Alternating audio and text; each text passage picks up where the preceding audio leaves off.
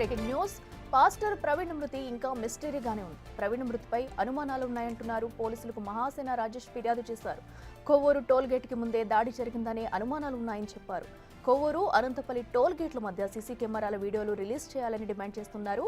Bike పై నుంచి పడిపోయాక ఆయనపై దాడి చేసి ఉండొచ్చని మహాసేన రాజేష్ చెబుతున్నారు. ఎక్కడో హత్య చేసి ఇక్కడికి తీసుకొచ్చి పడేసి ఉంటారని డౌట్స్ కూడా ఉన్నాయంటున్నారు.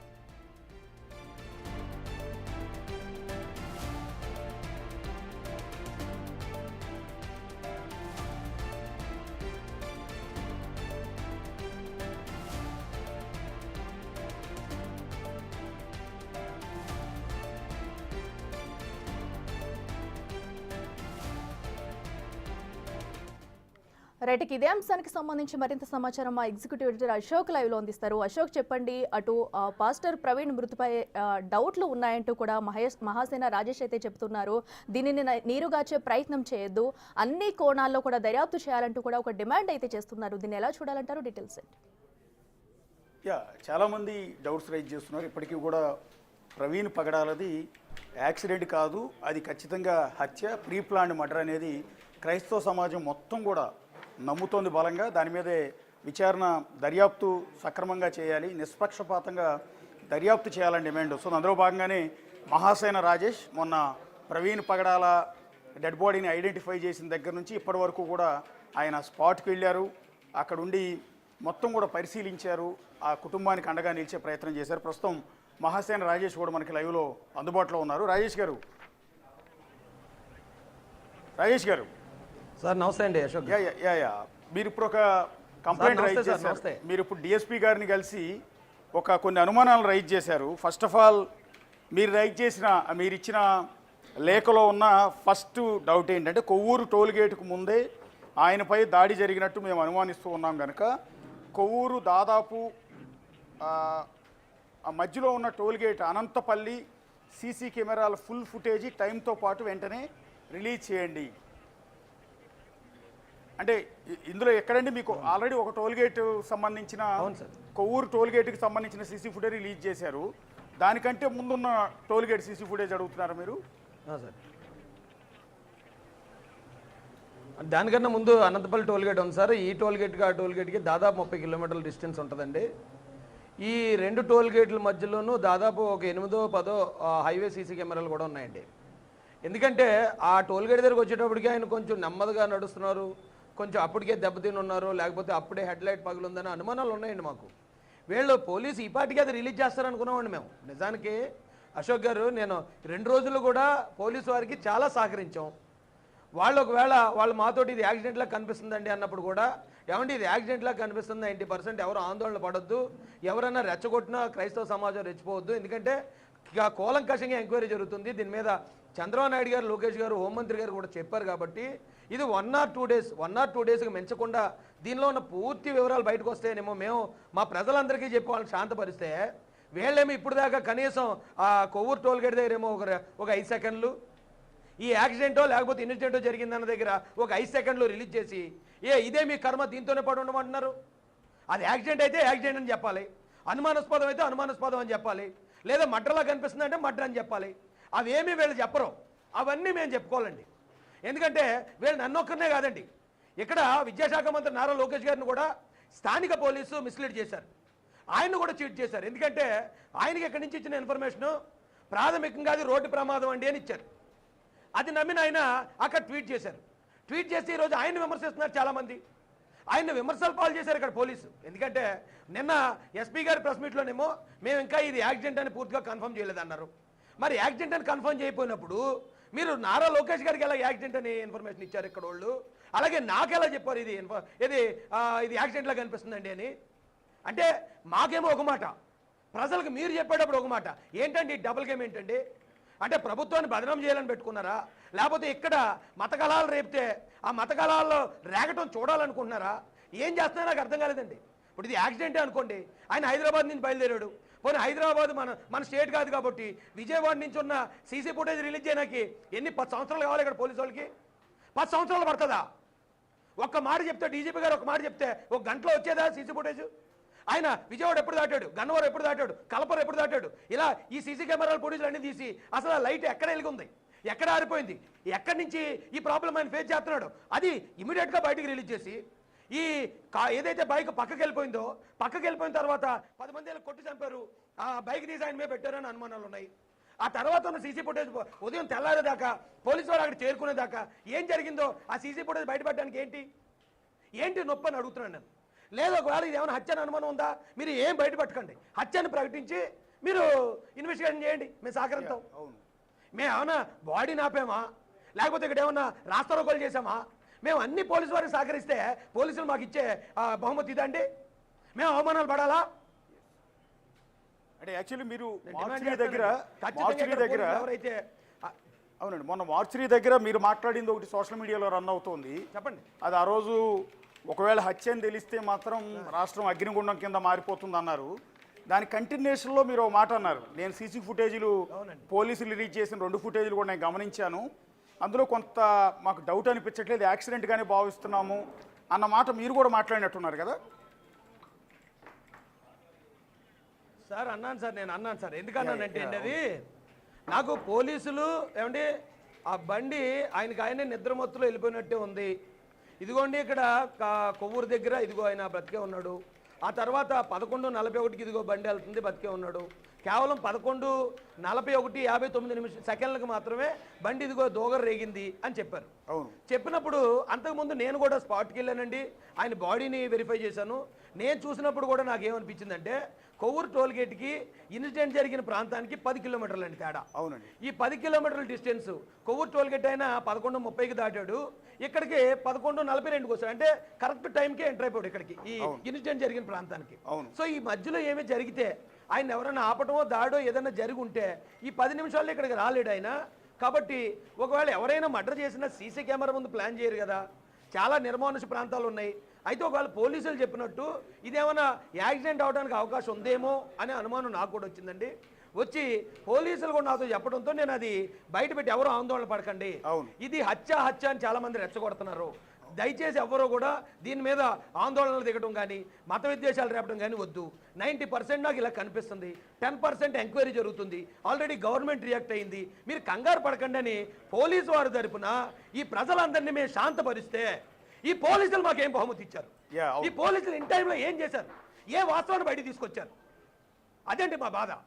అంటే ఇక్కడ ఒక డౌట్ ఏంటంటే, సాధారణంగా వచ్చేది నిన్న ఇక్కడ ఆయన భౌతికాయం హైదరాబాద్ వచ్చినప్పుడు అక్కడికి వచ్చిన చూడటానికి వచ్చిన కొన్ని వేల మందితో మనం మాట్లాడినప్పుడు వాళ్ళు కూడా చెప్తున్నది ఒక్కటే, ఇది హత్య అన్న డౌట్ మాకు అందరికీ కూడా ఉంది అని. కానీ ఎందుకు పోలీసులు మీరు చెప్తున్న దాని ప్రకారం ఆ ఈస్ట్ గోదావరి పోలీసులు ఎందుకు దీన్ని ట్రాక్ చేస్తున్నారు అనుకుంటూ ఉన్నారు?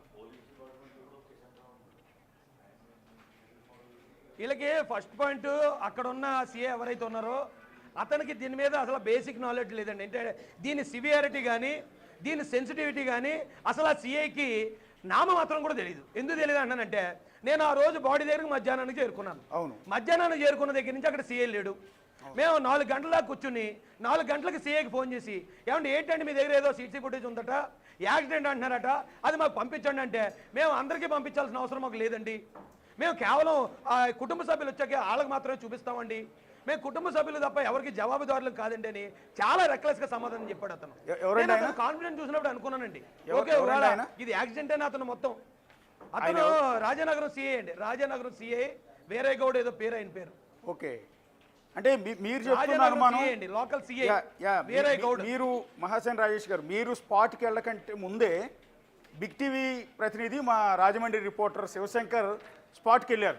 విచిత్రం ఏంటంటే, అక్కడ స్పాట్లో క్రైమ్ సీన్ని పరిరక్షించే కార్యక్రమం, క్లూస్ పోకుండా జాగ్రత్త పడే కార్యక్రమం ఏమీ జరగల. బేసిక్గా దాని చుట్టూ పోలీస్ డిపార్ట్మెంట్కి సంబంధించిన రిబ్బన్ కడతారు, మీకు తెలుసు కదా, ఎల్లో కలర్ క్రైమ్ స్పాట్ అని వాళ్ళు ఒక రిబ్బన్ కట్టాలి చుట్టుపక్కల. అక్కడ మనుషులు ఎవరిని వెళ్ళనివ్వకూడదు.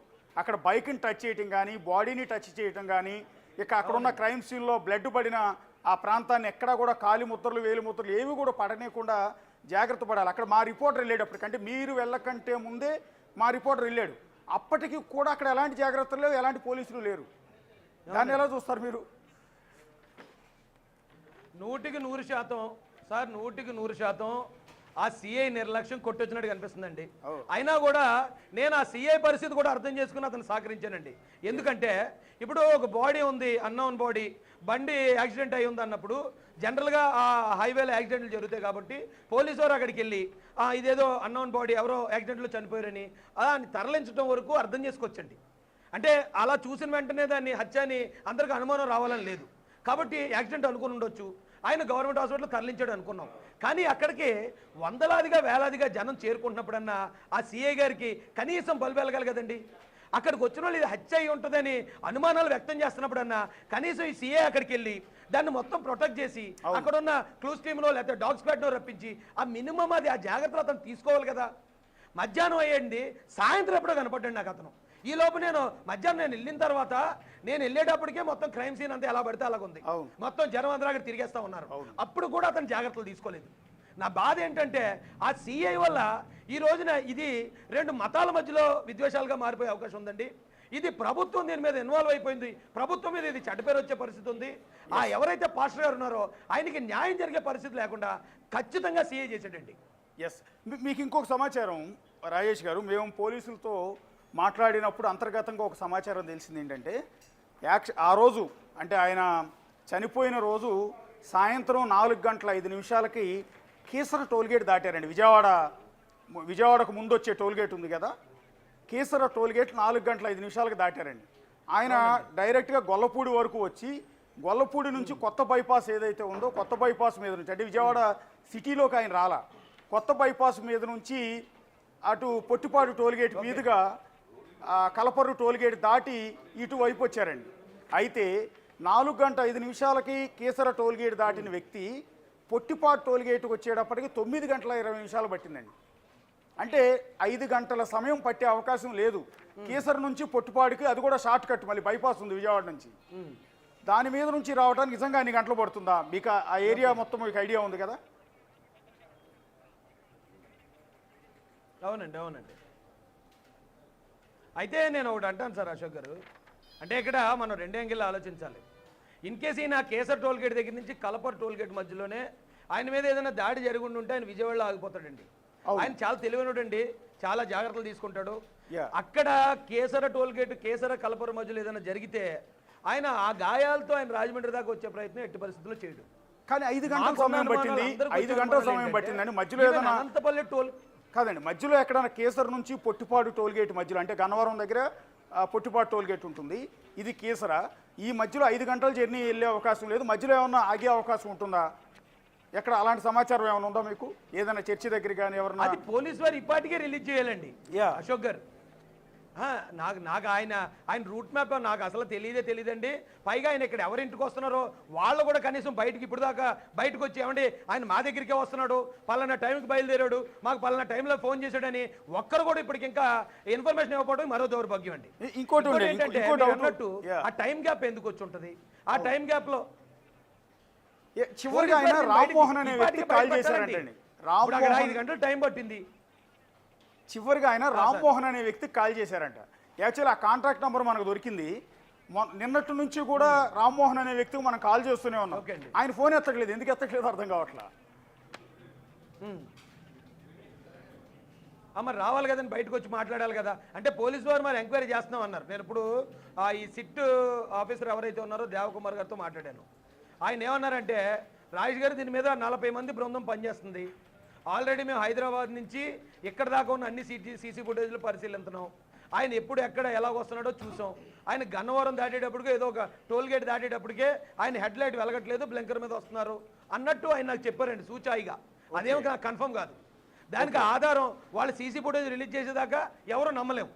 ఓకే, కాబట్టి ఆయన చెప్పిన ఇన్ఫర్మేషన్ ద్వారా దేవకుమార్ గారు ఆధ్వర్యంలో నడుస్తుంది, బాగా నడుస్తుందేమో అన్న కాన్ఫిడెన్స్ వచ్చింది. కానీ ఈ 2 రోజుల పాటు ఎందుకు సమయం? ఇప్పుడు ఇది 2 రాష్ట్రాల్లో కొన్ని లక్షలాది మంది మనోభావాలకు సంబంధించిన విషయం అండి. ఎంత యుద్ధ ప్రాతిపదికన చేయాలి అశోక్ గారు దీన్ని కనీసం ఆ రోజున పోస్ట్ మార్టం జరిగింది.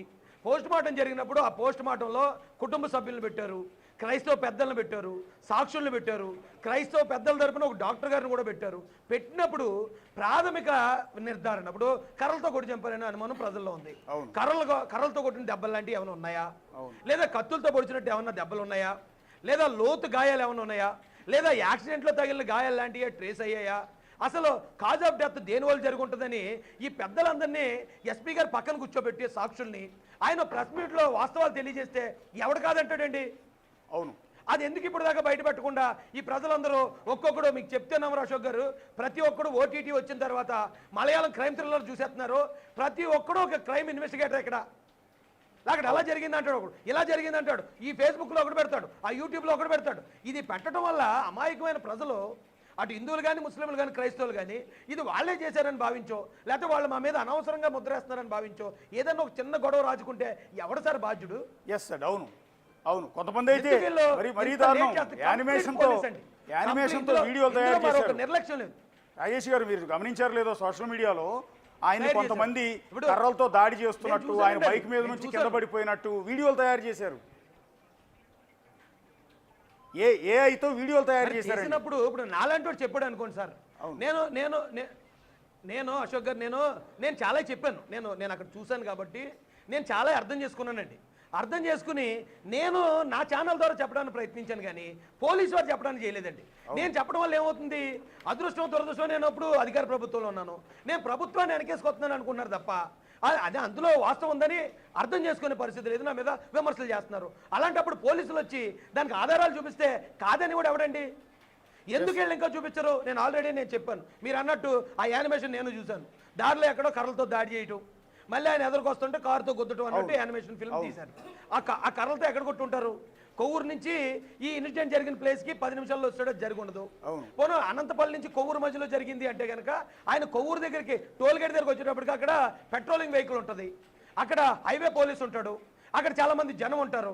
ఇన్ కేసు ఆ దారి లేదని దాడి జరిగితే ఆయన అక్కడ ఆగడానికి అవకాశం ఉంది, ఫోన్ చేయడానికి అవకాశం ఉంది. ఇవన్నీ నేను చెప్తున్నాను, పోలీసు చెప్పట్లేదు. అవును, అదే ఇప్పుడు పోలీసులు ఎందుకు రిలీజ్ చేయలేదు? అవును, ఇది 2 మతాలకు సంబంధించిన ఇష్యూ, కొన్ని లక్షల మందికి సంబంధించి, కొన్ని కోట్ల మందికి సంబంధించిన వ్యవహారం. ఇది ఎంటైర్ క్రైస్తవ సమాజం మొత్తం కూడా ప్రవీణ్ పగడాలని హత్య చేశారని భావిస్తున్నారు. వాళ్ళందరికీ క్లారిటీ ఇవ్వాలంటే పోలీసులు ఎప్పటికప్పుడు అప్డేట్ ఇవ్వాలండి. ఎందుకంటే ఇవ్వకపోతే రకరకాల డౌట్స్ క్లియర్ అవుతాయి. ఇప్పుడు ఈ వీడియో తయారు చేశారు ఒకళ్ళు, ఆ వీడియో చూసిన వాళ్ళు ఇది నిజమే అనుకుంటారు కదా, నిజమే అలాగే కొట్టు చంపారు అనుకుంటారు పోలీసు క్లారిటీ ఇవ్వకపోతే.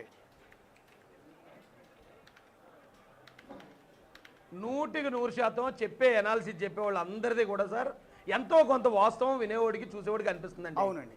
ఇప్పుడు బండి యాక్సిడెంట్ అయితే బండి అలా డైరెక్ట్గా మనిషి మీద పడుకోబెట్టినట్టు ఉండదు అంటున్నారు, అది వాస్తవం.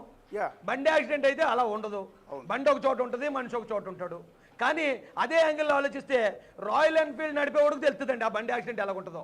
అవును, రాయల్ ఎన్ఫీల్డ్ ఎక్కడ పడినా సరే కప్పలా అక్కడే పడుతుంది తప్ప బండి ఎగరదు. బండి ఎగరదు, దూకదు, దేగదు కనీసం. బండి ఎక్కడ పడితే అక్కడే పడుతుంది.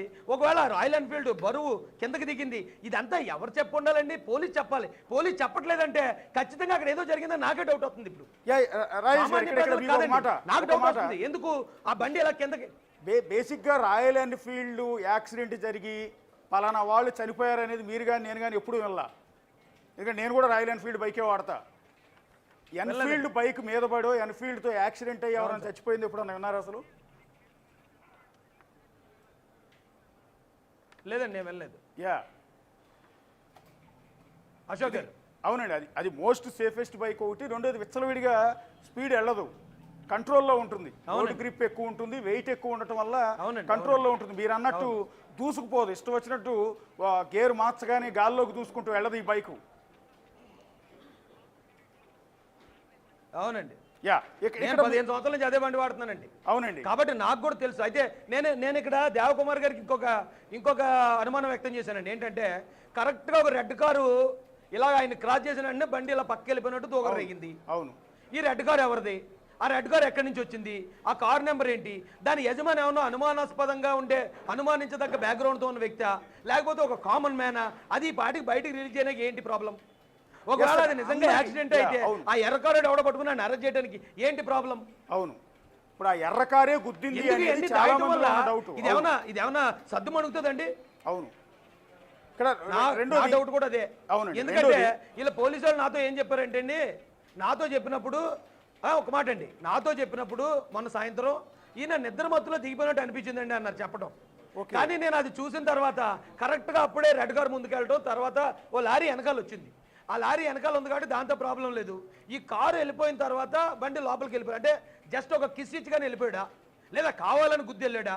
ఆ రెడ్ కార్కి సంబంధించిన వివరాలు ఇక పలానా ఓన్ తీసుకొచ్చాం, ఎంక్వైరీ చేస్తున్నాం, ఇది పరిస్థితి అని ఒక పెద్ద వ్యక్తి ఎవరైనా హాస్పిటల్ ఉంటే హెల్త్ బులెటిన్ రిలీజ్ చేసినట్టు ప్రతిరోజు దీని మీద ఉన్న ప్రోగ్రెస్ రిలీజ్ చేస్తే ప్రజల్లో కొత్త కొత్త ఆలోచనలు, అనుమానాలు క్రియేట్ అవ్వవు కదా.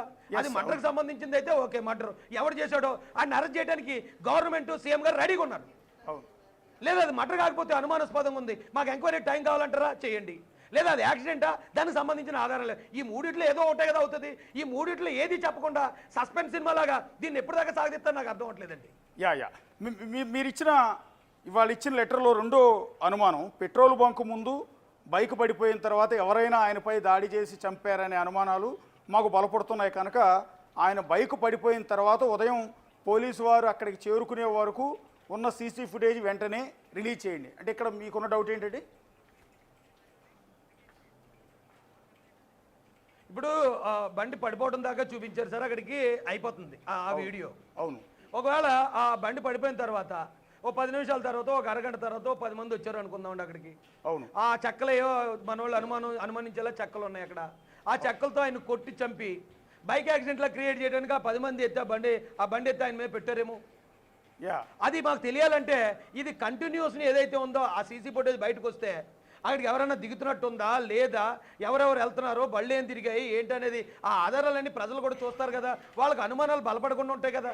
ఒకవేళ నిజంగా ఎవరైనా దిగినట్టుంటే, లేదు రాజేష్ గారు ఆ తర్వాత ఎవరు దిగారు, ఇది హత్యలా మాకు అనుమానంగా ఉందని చెప్పానండి. చెప్తే మేము ఏ ఇన్ఫర్మేషన్ అడగం బయటికి, ఎందుకంటే హత్యకు సంబంధించిన ఇన్వెస్టిగేషన్ ఎప్పటికప్పుడు చెప్పక్కర్లే. మీరు ఇది హత్యలాగా ఉంది మాకు అనిపించింది అంటే కనుక అది ప్రకటించి మీరు ఇన్వెస్టిగేట్ చేయండి. మీకు ఎంత టైం కావాలో అంత టైం తీసుకుని దానికి సంబంధించిన వాళ్ళు అరెస్ట్ చేయండి. అది చెప్పరు, ఇది చెప్పరు.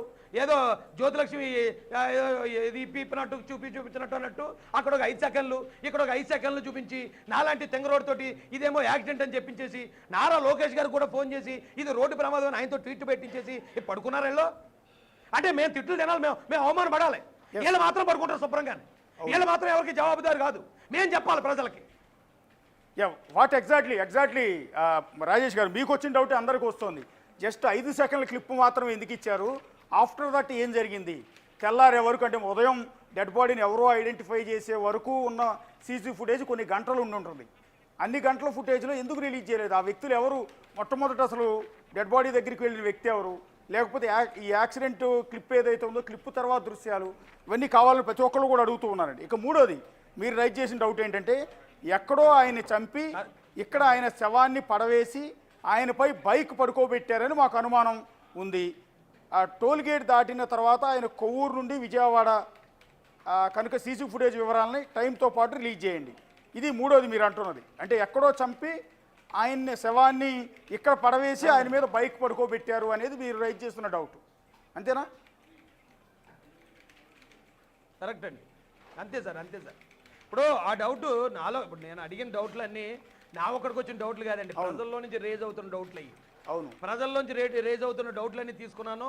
నా అనుమానాలు దాన్ని క్రోడీకరించి ఒక ఈ రాష్ట్ర తెలుగుదేశం పార్టీ అధికార ప్రతినిధిగాను, అలాగే క్రైస్తవులు, ముస్లింలు, అణగారిన వర్గాల తరపున పోరాడే వ్యక్తిగా నా బాధ్యతకి ఈ రోజున వచ్చి పోలీసు వారికి తెలియజేశాను. ఒకవేళ ఎక్కడో కొట్టి అక్కడ తీసుకొచ్చారనే అనుమానం చాలా మందిలో ఉంది.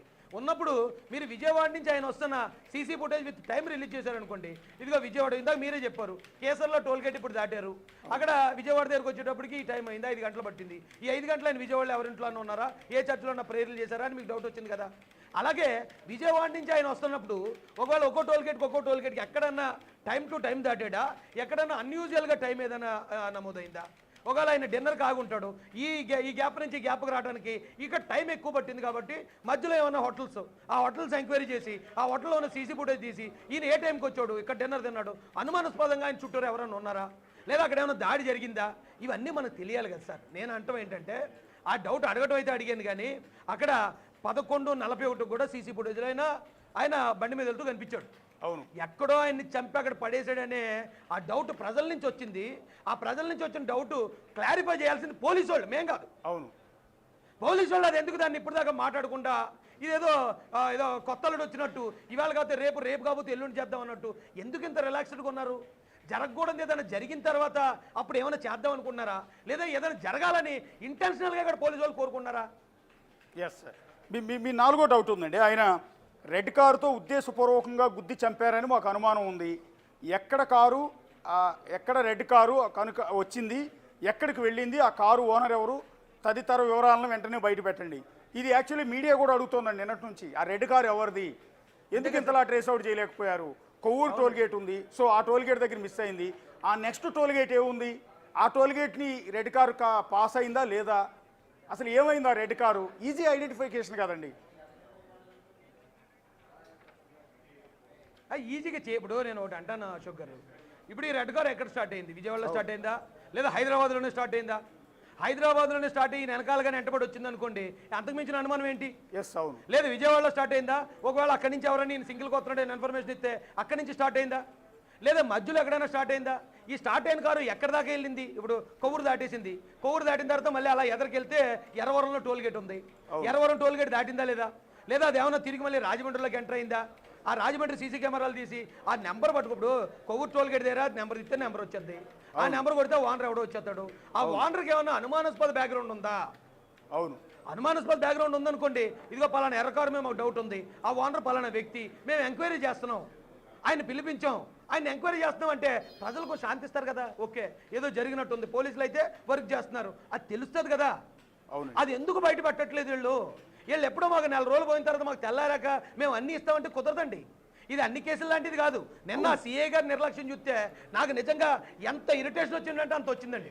మేము అప్పటికీ కూడా లోపలికి వెళ్ళి ఏమయ్యా బయట వేల మంది ఉన్నారు, వాళ్ళందరూ ఆందోళనతో ఉన్నారు, ఏం జరిగిందో చెప్పి చావండి అంటే ఆ ఫ్యామిలీ మెంబర్ దగ్గర కూర్చొని సార్ ఇదండి ఇక్కడి నుంచి ఎలా వెళ్ళిందండి అని చెప్తుంటే చూసే మాలాటి వాళ్ళకి ఎలా ఉందంటే ఆ ఫ్యామిలీ మెంబర్ని మోసం చేస్తున్నాడు ఇతను, ఆ ఫ్యామిలీ మెంబర్ని మ్యానిపులేట్ చేస్తున్నాడు, ఏదో దాస్తున్నాడు, ఏదో దీన్ని కప్పిపుచ్చడానికి ప్రయత్నిస్తున్నాడని అక్కడ ఉన్న వాళ్ళు అందరిలోనూ అనుమానం వచ్చింది. అంత అనుమానాస్పదంగా బిహేవ్ చేయాల్సిన అవసరం సీఏకి ఏంటి? ఎవరిని దాచడానికి, ఎవరిని కప్పిపుచ్చడానికి? ఇది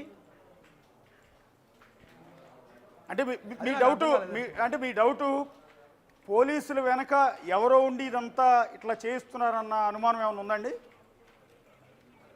అంటే పోలీసులే నిర్లక్ష్యంగా వ్యవహరిస్తున్నారని. ఇప్పుడు సీఎం గారు డైరెక్ట్ గా డీజీపీ గారికి ఆదేశాలు ఇచ్చారండి. అవును, అలాగా సార్. ఇప్పుడు సీఎం గారు డైరెక్ట్ డీజీపీ గారికి ఆదేశాలు ఇచ్చారు, లోకేష్ గారు ఆదేశాలు ఇచ్చారు, డైరెక్ట్ గా హోంమంత్రి గారు అక్కడికి వచ్చారు.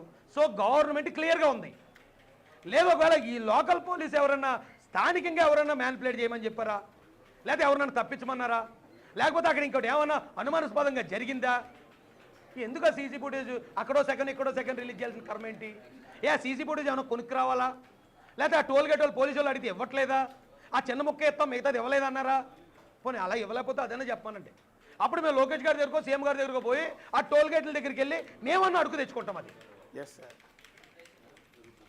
అంటే మీరు చెప్పిన దాంట్లో వాల్యుబుల్ క్వశ్చన్ ఏంటంటే, వాల్యుబుల్ పాయింట్ ఏంటంటే అసలు లోకేష్ గారికి కూడా ఇది రోడ్డు ప్రమాదం అని లోకల్ పోలీసులు అంటే డిఎస్పీ స్థాయి అధికారి ఇన్ఫార్మ్ చేయలేదు, ఎస్పీ స్థాయి అధికారి లోకేష్ గారికి కాంటాక్ట్ అవుతారు, ఇన్ఫార్మ్ చేస్తారు సార్. చెప్పారండి కింది స్థాయి చెప్పిన వాళ్ళు ఎవరు ఇమీడియట్ సస్పెండ్ చేయాలి.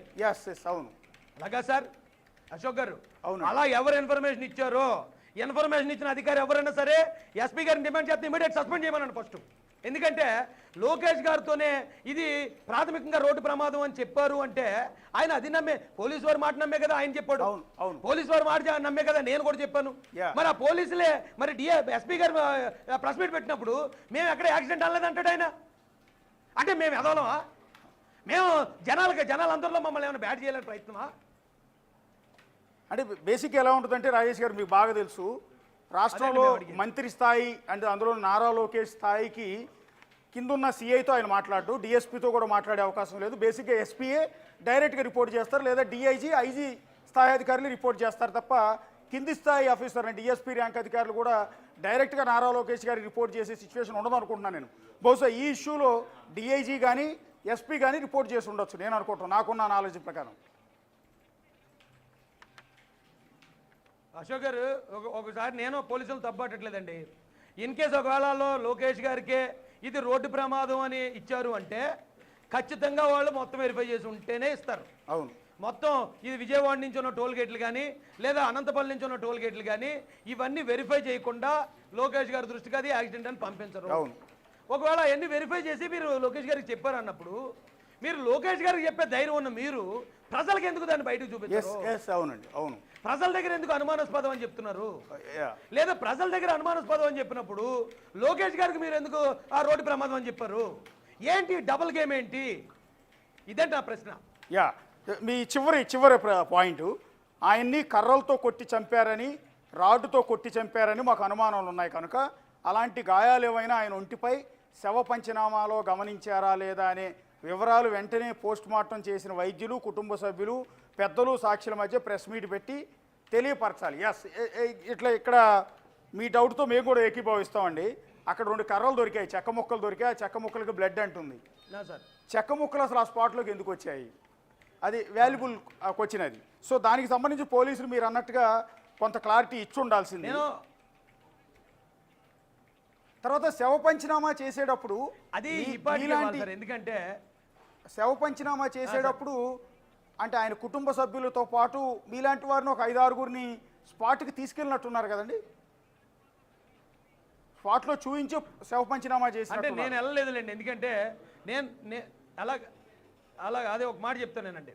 నేను అక్కడికి వెళ్ళలేదండి. ఎందుకు వెళ్ళలేదంటే నేను ఇప్పుడు అధికార పార్టీలో ఉన్నాను కాబట్టి నేను నన్ను ఏమైనా అనుమానించే పరిస్థితి ఉంటుంది, గవర్నమెంట్ అనుమానిస్తారనే ఉద్దేశంతో నేను అసలు ఆ పోస్ట్ మార్టం జరిగే రోజు అక్కడ దగ్గరికే పోలేదు. అయితే వీళ్ళు ఏం చేశారు, సేఫ్టీకి ముందు రోజు ఒకే డాక్టర్ చేస్తాడన్నారు. ఒక డాక్టర్ కుదరదండి, నేను మేడం గారు ఉన్నారండి సూపరింటెండెంట్, హాస్పిటల్ సూపరింటెండెంట్, మేము వెళ్ళి ఆవిడ రిక్వెస్ట్ చేసాం. అయితే ఆవిడేమంది అంటే ఈ హాస్పిటల్కి ఒకటే డాక్టర్ ఉన్నాడండి అంది. కానీ మరుసటి రోజుకి ఈ పరిస్థితి తీవ్రత గవర్నమెంట్కి అర్థం చేసుకున్నారు, సూపరింటెండెంట్ గారు అర్థం చేసుకున్నారు, టీమ్ ఆఫ్ డాక్టర్ని నియమించారు. టీమ్ ఆఫ్ డాక్టర్స్తో పాటు ఈ క్రైస్తవ పెద్దల తరపున రతన్ రాజు గారు ఎవరో ఒక డాక్టర్ గారు, ఆయన కూడా ఆ పంచనామాలో ఉన్నాడండి. ఆయనతో పాటు ఒక 3 అక్కడ ఉన్న క్రైస్తవులు అందరి తరపున 3 పెద్దల్ని వాళ్ళందరూ నియమించి ఆ 3 పెద్దల్ని కూడా శవ పంచనామా దగ్గర పెట్టారు. వాళ్ళతో పాటు మరొక 2 క్రైస్తవ పెద్దల్ని సాక్షులుగా పెట్టారు. ఈ కుటుంబ సభ్యులందరూ అక్కడ ఉన్నప్పుడు ఆల్రెడీ ఒక డాక్టర్ గారు క్రిస్టియన్ నుంచి ఉన్నప్పుడు 2 డాక్టర్ల 3 డాక్టర్ల టీం ఉన్నప్పుడు వాళ్ళు షర్ట్ ఓపెన్ చేస్తారు, ప్యాంట్ ఓపెన్ చేస్తారు. ఇక్కడ అందరూ అనేది ఏంటి, అక్కడ బద్దలు ఉన్నాయి, దానికి రక్తం ఉంది. ఒకవేళ నిజంగా కర్రలతో కొడితే ఒకే స్పాట్లో కొట్టరు, ఒళ్ళంతా దెబ్బలు ఉండాలి. కనీసం ఆ దెబ్బలు ఉన్నాయా లేదా అని అక్కడ ఉన్న పెద్దల్ని సాక్షుల్ని ఇలాగా ఎస్పీ గారు పక్కన కూర్చోబెట్టి వాళ్ళందరి సమక్షంలోనూ మేము గమనించాం అక్కడికి ఇవి ఉన్నాయి అని చెప్తే, ఒకవేళ ఎస్పీ గారు అబద్ధం చెప్తే వాళ్ళు ఊరుకోరు కదా. అవును. లేదా వాళ్ళు ఏమైనా అబద్ధం చెప్పమంటే ఎస్పీ గారు అబద్ధం చెప్పరు కదా. వాళ్ళందరి సమక్షంలో అది ఆ రోజే పోనీ అది ఒకవేళ ముందే చెప్తే డెడ్ బాడీని ఆపుతారేమో, ఇక్కడ ఏమైనా శాంతి భద్రతల సమస్యలు వస్తాయేమో అన్నారని నాకు తెలిసిన వాళ్ళందరికీ చెప్పాను బాడీని ఆపకండి. ఇది లోతైన దర్యాప్తు జరగాలి. ఇది ఎవడో కత్తట్టుకుని వచ్చి పొడిచేసింది కాదు, ఎవడో ఇంకోటి ఏదో బాంబు పట్టుకుని వచ్చి చేసేసింది కాదు. ఇది ఒకవేళ మర్డర్ అయితే కనుక చాలా ప్లాంట్ మర్డర్ అవుతుంది. ఇది లోతైన దర్యాప్తు జరగాలంటే పోలీసుకి మనం అవకాశం ఇవ్వాలి. మనం బాడీని పెట్టు కూర్చుని అర్జెంటుగా చేయండి అంటే వీళ్ళ కంగారులో ఎవడొకని దోస్తారు, లేదా కంగారులో మరోటి ఏదో చెప్తారు. వాళ్ళని ఇబ్బంది పట్టదని నాకు తెలిసిన వాళ్ళందరికీ నేను చెప్పాను. అక్కడ ఉన్న పాస్టర్లు అందరూ చాలా ఉందాగా అక్కడ ఆ బాడీని ఆపలేదు. ఆ బాడీని మీరు పంపించేస్తున్నప్పుడు కూడా ప్రాథమిక దర్యాప్తు చెప్పిన తర్వాత ఇక్కడ పంపండి అని ఎవరు మిమ్మల్ని అడ్డుకోలేదు. మేము అన్ని రకాలుగా మీకు సహకరించినప్పుడు మీరు బాడీ ఎప్పుడైతే మన స్టేట్ బోర్డర్ దాటిన తర్వాత ఎస్పీ గారు ప్రెస్ మీట్ పెట్టినప్పుడు ఈ పెద్దల పక్కన పెట్టుకుని 4 మాటలు చెప్తే, ఎస్ అది మర్డర్ అయితే ఓకే, మర్డర్ అట, ఇన్వెస్టిగేషన్ జరుగుతుంది, దానికి కావాల్సిన ఏర్పాట్లు ఏంటనేది మా సహకారం మేము చేద్దాం. కాదు అది మర్డర్ కాదు, అది యాక్సిడెంట్ అయితే యాక్సిడెంట్ అట, ఇదిగో ఇలా చెప్పారు. లేదు అది మర్డర్ అని తెలియట్లేదు, ఇటు యాక్సిడెంట్ అని తెలియట్లేదు, ఇంకా మాకు అనుమానాలు ఉన్నాయంటే దానికి కూడా టైం ఇస్తారు కదా. ఏంటి 3 ఆప్షన్లు ఇచ్చి ఏదో ఒక ఆప్షన్ మీరు మీకు నచ్చినట్టు మీరు ఆడండి అని జనం మీద వదిలేస్తే ఒక్కొక్క ఆప్షన్ ఇప్పుడు డెవలప్ చేస్తున్నాడు. మీరు అన్నట్టు యానిమేషన్ మూవీలు వచ్చేస్తున్నాయి. ఇప్పుడు ఏ వచ్చిన తర్వాత ఇంకా భయంకరంగా ఉంది. అవును, అదేంటండి ప్రజలను అలాగే ఎలా వదిలేస్తారు? పోనీ ఇక్కడ పోలీస్కి ఏమన్నా ఈ సోషల్ మీడియా మీద కంట్రోల్ ఉందా? అవును, ఇలాంటి సెన్సిటివ్ ఇష్యూ కాబట్టి తొందరపడొద్దని కనీసం పోలీసు నుంచి ఒక స్ట్రిక్ట్ వార్నింగ్ అన్న రావాలి. ఇది మత కలహాలు చెలరేగే అంశం కాబట్టి జాగ్రత్తగా ఉండండి. చనిపోయిన వ్యక్తి గురించి కొంతమంది వెకిలి కామెంట్స్ పెడుతున్నారు, అది మరీ దారుణం, దుర్మార్గం కదా. చనిపోయిన వ్యక్తిని ఉద్దేశించి మరీ వెకిలి నీచమైన కామెంట్లు అలా రెచ్చగొట్టడమే. అవును, అలా రెచ్చగొట్టడమే మత విద్వేషాలకి వాళ్ళు ప్రయత్నిస్తారు అనేది అర్థం అండి. అవును, ఈ రోజు మా మనిషి చనిపోడనే బాధలో ఏడుపులో ఇంతమంది ప్రజలు ఉంటే ఆయన చావుని వెకిలి చేస్తున్నారంటే ఆ వెకిలి చేసేవాడు ఒక మతం ముసుకేసుకుని చేస్తాడు. మళ్ళీ అవును. ఇప్పుడు యువతల నుంచి ఏం చేస్తాడు, పలానా మతస్థుడు ఇలాగ అన్నాడు మా వాడిని ఇటు తిడతాడు. అట్నుంచి వాళ్ళు ఆ సంబంధం లేని వాళ్ళు ఎవరో ఉంటారు, ఇదేంటి ఇతను ఎవరో మా మతాన్ని తిడుతున్నాడు ఆడు తిడతాడు. ఈ మొత్తం అంతా కూడా పెంట అయిపోద్దండి. అవునండి. ఆ పెంట అయ్యేదాకా ఇంత పోలీస్ డిపార్ట్మెంట్, ఇంత అడ్వాన్స్డ్ టెక్నాలజీ ఇదంతా ఉన్న తర్వాత ఇన్ని రోజుల సమయం ఎందుకు? అవునండి, అవును. దీన్ని మీరు అన్నట్టు అది చాలా పెద్ద సీరియస్ ఇష్యూ అండి. సోషల్ మీడియా మీద ఏపీ పోలీసుకి పట్టు ఉండాలి, స్ట్రిక్ట్ వార్నింగ్ ఇవ్వాలండి, చాలా సీరియస్ వార్నింగ్ ఇవ్వాలి. ఎవరన్నా ఇలా ప్రవీణ్ పగడాల మృతికి సంబంధించి వెకిలి కామెంట్స్, చిల్లర కామెంట్స్ పెడితే తోలు తీస్తాం, మిమ్మల్ని నిర్దాక్షిణ్యంగా లోపల పడేస్తాం అన్న వార్నింగ్ ఇవ్వాలండి. అది ఎక్కడ కనిపించలేదు ఎందుకో. లేదు సార్, లేదు అంటే లేదండి, అది ఇప్పుడు వేళ అని చెప్పలేం మనం. గత కొంతకాలం నుంచి జరుగుతుంది. ఎందుకంటే ఇలాంటి వాళ్ళని మత విద్వేషాలు రేపేవాళ్ళనో లేకపోతే ఒక మతం కోసం మాట్లాడేవాళ్ళనో మన దురదృష్టం కొన్ని రాజకీయ పార్టీలే సపోర్ట్ చేస్తాయి కాబట్టి వాళ్ళని ఏమి ఇప్పుడు ఇమ్మీడియట్గా ఆపాలని ఈ పోలీసుల మీద నేను బ్లేమ్ వేయట్లేదు. కానీ మనకి ఆ టెక్నాలజీ లేనప్పుడు, ఆ పవర్ మన దగ్గర లేనప్పుడు ఇమ్మీడియట్గా వాస్తవాలు బయట పెడితే దీని మీద అనుమానాలు ఇంకా ఎందుకు సార్? నేను ఎగ్జాంపుల్ చెప్తాను అశోక్ గారు. ఆ రోజు మధ్యాహ్నానికే ఈ సీసీ ఫుటేజ్ కనుక ఈ లోకల్ సీఐ బయట పెట్టుంటే ఈ విషయం ఇక్కడ దాకా రాదు. అవును. ఆ మధ్యాహ్నం దాకా కాదు, రాత్రి దాకా ఇతను ఎప్పుడైతే తీసుకురాలేదో అక్కడికి వెళ్ళిన ప్రతి ఒక్కరు ఆ బండి మూమెంటు, ఆయన మీద ఉన్న గాయాలు, అక్కడ ఏదో పాదముద్రలాగా ఉందనేది గమనించినట్టు ఇలా ఒక్కొక్కరు వాళ్ళకి అనిపించింది ఏదుందో అది డెవలప్ చేశారు. అవును. అది డెవలప్ చేయడంతో మొత్తం రాష్ట్రం అంతా ఇది ఇక్కడ దాకా వచ్చింది. నిజంగా మర్డర్ అనుకోండి, కాదు మర్డర్ ఇది, ఎవడు మర్డర్ చేసాడు ఇమీడియట్గా తేల్చేస్తామంటే అందరికీ చట్టం మీద గౌరవం ఉందండి. ఆ వేళ దాదాపు 1000 మంది వచ్చారు. కనీసం అక్కడ ఎవరన్నా ఒక షాపును ధ్వంసం చేయడం కానీ, లేదా ఒక వెహికల్ ఆపడం కానీ, లేదా ఒక పోలీసు వారి మీద దురుసుగా ప్రవర్తించి ఒక్కడన్నా చేశాడండి? అంత క్రమశిక్షణతో ఉన్నా అంటే మేము పోలీసుకి గౌరవిస్తే పోలీసు చులకం చేస్తుంది మమ్మల్ని. అవును. పోలీసులు ఏమనంటే మరి పోలీసులు ఏదో అన్నారంటే నేను ఒకటే చెప్తాను సార్, మాకు పోలీసులు అంటే చాలా గౌరవం. ఆ రోజు ఈ సిఐ మా మీద ఎంత దురుసుగా ప్రవర్తించినా, ఎంత అన్యాయంగా నేను మాట్లాడలేదు. కానీ ఒకటి చెప్తాను, తప్పు దొరికిందంటే గత ప్రభుత్వ హయాంలో డీజీపీలు లెక్క చేయనోండి, నేను డీజీపీలు లెక్క చేయనోండి, సీఏ ఒక లెక్క నాకు, నేను ఎదురు తిరగాలంటే. కానీ గౌరవించాను నేను. ఆ రోజు అతను అంత చిరాకు పడినా కూడా నేను ఏదన్నా కనుక ఒక మాట గట్టిగా మాట్లాడితే ఇక్కడ ప్రజలందరిలో కూడా ఉద్రేకం పెరుగుతుంది. అది పోలీసు మీద ఒక పోలీసు చెప్తే అందరు పోలీసులకి బ్యాడ్ నేమ్ వస్తుందని మేమేమో కొంచెం తగ్గుంటే ఏంటి నిర్లక్ష్యం ఏంటి?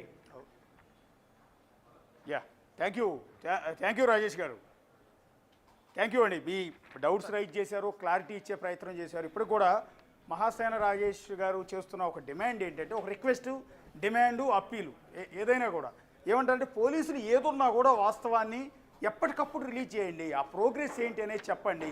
ఇన్వెస్టిగేషన్కి ఇబ్బంది కలగనంత వరకు ప్రవీణ్ పగడాలది హత్య అయితే హత్య అని, లేకపోతే రోడ్ యాక్సిడెంట్ అయితే రోడ్ యాక్సిడెంట్, ఏదో క్లారిటీ ఇవ్వండి. లేకపోతే గనక సమాజంలో మతాల మధ్య ఘర్షణలు చెలరేగే అవకాశం ఉంటుంది అని అప్రమత్తం చేసే ప్రయత్నం మహాసేన రాజేష్ గారు చేస్తున్నారు. ఇక దీనికి తోడు రోడ్ యాక్సిడెంటే అన్న విషయాన్ని నారా లోకేష్ గారి వరకు ఎందుకు మీరు రీచ్ చేశారు, ఆయన ఎందుకు ట్వీట్ చేయాల్సి వచ్చింది? ఇది మీరు తప్పుడు సమాచారం ఇవ్వబట్టే కదా నారా లోకేష్ గారు ఈరోజు యాక్సిడెంట్ అని ట్వీట్ చేయడం వల్ల ఇప్పుడు మేమంతా కూడా విమర్శలు ఎదుర్కోవాల్సిన పరిస్థితి వస్తుంది. అంటే ప్రభుత్వాన్ని మీరు ఉద్దేశపూర్వకంగా తప్పుదోవ పట్టించే ప్రయత్నం, ప్రభుత్వాన్ని జనాన్ని ముందు, క్రైస్తవ సమాజం ముందు దోషిగా నిలబెట్టే ప్రయత్నం ఏమైనా చేస్తున్నారా అన్న డౌట్ని మహాసేన రాజేష్ రైజ్ చేస్తున్నారు. చాలా వాల్యుబుల్ డౌట్స్ ఇవన్నీ కూడా. సో దీని మీద ఇప్పటికైనా సరే అలర్ట్ చేస్తున్నారు కాబట్టి సో దీన్ని పోలీసులు సీరియస్గా తీసుకుని కేసు దర్యాప్తుకు సంబంధించిన సమాచారం క్రైస్తవ సమాజం ముందు పెట్టడం ద్వారా సమాజంలో అలజడి రేగే అవకాశం లేకుండా చేయగలుగుతారు. ఇక రెండోది, ప్రవీణ్ పగడాల చనిపోయిన తర్వాత కొంతమంది సోషల్ మీడియాలో విచ్చలవిడిగా కామెంట్ చేస్తున్నారు, వీడియోలు పోస్ట్ చేస్తున్నారు, చిల్లరగా. అంటే ఆయన మరణం గురించి చాలా చులకన చేస్తూ, అవహేళన చేస్తూ కామెంట్లు పెట్టినారు. ఇది తప్పు, ఇది కరెక్ట్ కాదు. కాస్త ఈ టైంలో విజ్ఞతతో ప్రతి ఒక్కళ్ళు కూడా వ్యవహరించాల్సిన అవకాశం ఉంటుంది. ఇది మతాల మధ్య సంబంధించిన అంశం, కమ్యూనల్ అంశం, చాలా సెన్సిటివ్ అంశం. అందువల్ల అందరూ సంయమనం పాటించాలి. అది ఆ మతం వారైనా, ఈ మతం వారైనా, ఇంకొకళ్ళైనా సరే. లేకపోతే కనుక సమాజంలో అతిపెద్ద అలజడికి కారణమవుతుంది. కాబట్టి అలాంటి హేళన పోస్టులు, చిల్లర పోస్టులు పెట్టకుండా ఉంటారని బిగ్ టీవీ తరఫున కూడా మీ అందరినీ కూడా విజ్ఞప్తి చేస్తున్నాం. పోలీసు వారిని కూడా దీన్ని సమగ్రంగా దర్యాప్తు చేయాలి. అలాగే సోషల్ మీడియాలో ఎలాంటి వెకిలి పోస్టులు పెట్టకుండా ఒక సీరియస్ ఆర్డర్ లాంటిది, ఒక వార్నింగ్ లాంటిది డీజీపీ ద్వారా ఇష్యూ చేయాలని కూడా రిక్వెస్ట్ చేస్తున్నాం. ఇది టోటల్గా ప్రవీణ్ పగడాలకు సంబంధించి మహాసేన రాజేష్ రైజ్ చేసిన డౌట్లకు సంబంధించిన సమాచారం. Right, thank you Ashok.